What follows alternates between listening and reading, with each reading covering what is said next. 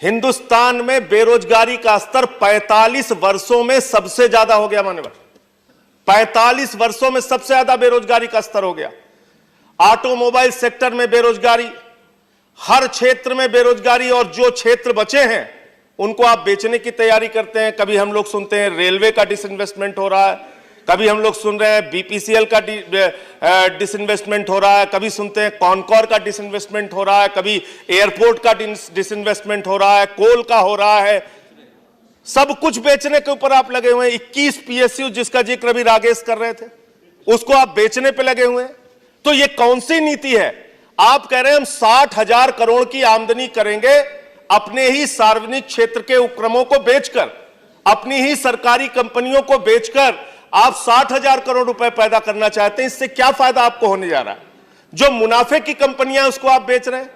कॉनकॉर एक कंपनी है माननीय रेलवे की सब्सिडरी कंपनी, उसको आप बेचने की तैयारी कर रहे हैं। 30% उसका शेयर आप बेचने जा रहे हैं। जो कंपनी 1600 करोड़ रुपए का मुनाफा दे चुकी है आपको पिछले साल, उस कंपनी को आप 30% उसका शेयर बेचने की तैयारी कर रहे हैं। 45 करोड़ से उस कंपनी की शुरुआत की थी और आज वो कंपनी 8,000 करोड़ का मुनाफा गवर्नमेंट को दे चुकी है। 25,000 करोड़ रुपए की जमीनें उसके पास हैं और आप उस कंपनी को, जो मुनाफे की कंपनी है, उसको बेचने की तैयारी आप कर रहे हैं। सेल बेच देंगे, रेल बेच देंगे, एयरपोर्ट बेच देंगे, कोल बेच देंगे। सब कुछ आप बेचने की नीति पर क्यों चल रहे हैं? यह एक बहुत दुर्भाग्यपूर्ण पक्ष है जिसकी ओर सरकार को ध्यान देना चाहिए। दूसरी बात मान्यवर, कहा यह जाता है, ऐसे ऐसे तर्क दिए जाते हैं। माननीय वित्त मंत्री जी ने कहा कि ऑटोमोबाइल सेक्टर में मंदी की एक वजह है ओला उबर चलने लगा। तो ट्रक की बिक्री में कमी क्यों आई? क्या ट्रक के सामान ओला उबर से ढोए जा रहे हैं? बाइक्स की बिक्री में कमी क्यों आई? ऑटोमोबाइल सेक्टर में आज एक भारी मंदी का सामना देश कर रहा है। उसकी वजह क्या है? थोड़ी 2-3 पॉइंट और है माने। इसी तरीके से बैंकों की बात अगर हम करें, 10.5 लाख करोड़ रुपए का एनपीए हो गया। यह एनपीए किस वजह से होता है? बैंकों में किसान का पैसा, मजदूर का पैसा, कर्मचारी का पैसा, छोटे व्यापारी का पैसा, लाखों करोड़ रुपए जो बैंकों में जमा था, उठा के आपने चंद उद्योगपतियों को बांट दिया। अब वो कर्जा पूरा नहीं करते तो आप बैंकों का घाटा पूरा करने के लिए 1,76,000 करोड़ रुपए आरबीआई का रिजर्व पैसा निकाल के आप बैंकों का घाटा पूरा कर रहे हैं। बैंकों की विश्वसनीयता हिंदुस्तान में खत्म होती जा रही है। पीएमसी बैंक घोटाला सामने आया मान्यवर।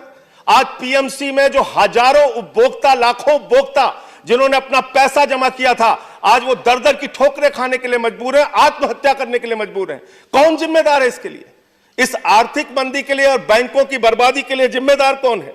कौन सी नीतियां हैं जो इस देश को पीछे धकेलती जा रही हैं?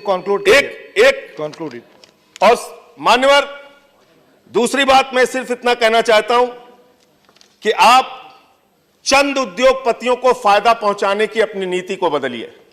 इस देश को सिर्फ अडानी और अंबानी के भरोसे आप मत चलाइए। उनके मुनाफे हजारों % बढ़ते जा रहे हैं, उनकी आमदनी, उनकी कंपनी लगातार बढ़ती जा रही है। लेकिन जो छोटे व्यापारी हैं, मझोले व्यापारी हैं, जो सरकारी कंपनियां छोटी छोटी हैं, उनको आप तबाह और बर्बाद करते जा रहे हैं, वो बंद होती जा रही हैं। रुपए की बात अंत में कह के अपनी बात को खत्म करूंगा। प्रधानमंत्री जी कहते हैं रुपया जब गिरता है तो देश का मयार गिरता है। मान्यवर, मैं इस बात से सहमत हूं। डॉलर आज ऊपर जा रहा है, रुपया नीचे जाता जा रहा है। उसके लिए आप कांग्रेस पार्टी या दूसरी पार्टियों को दोष देते हैं। मैं आपसे कहना चाहता हूं, तू इधर उधर की ना बात कर, ये बता कि कारवां क्यों लुटा। मुझे रहजनों से गिला नहीं, तेरी रहबरी पर सवाल है। इन्हीं शब्दों के साथ अपनी बात को